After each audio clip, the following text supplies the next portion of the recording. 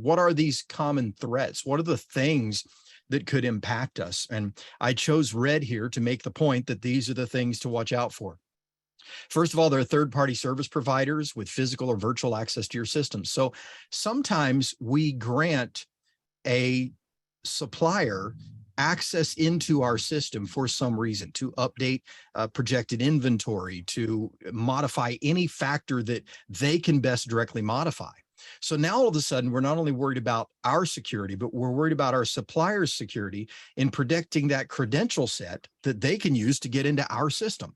And so we have to be focused on their security as well.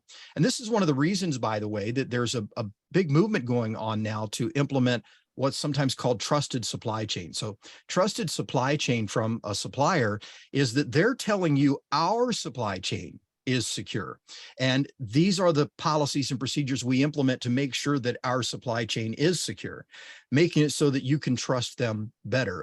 HP made a big deal over some server releases that they released here a year or so ago that were considered trusted supply chain products.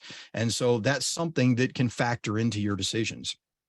Also, poor information security practices in your lower tier suppliers, your tier 2, tier 3 suppliers, compromised software, hardware.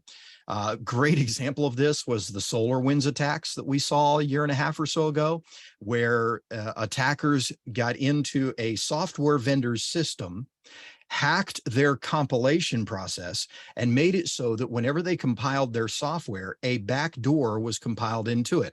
And a backdoor is just code in the system that allows an attacker to access your system from remote. So you have this supplier that is massively used for operations management and information technology that 33,000 plus customers install their software. And when all of those software products are updated, all of a sudden that system is opened to an outside access, all because of the supplier. Not something I did in my company. It's something my supplier, my software vendor, did to me. So these are important things to keep in mind. And there are more listed here that you can review as well.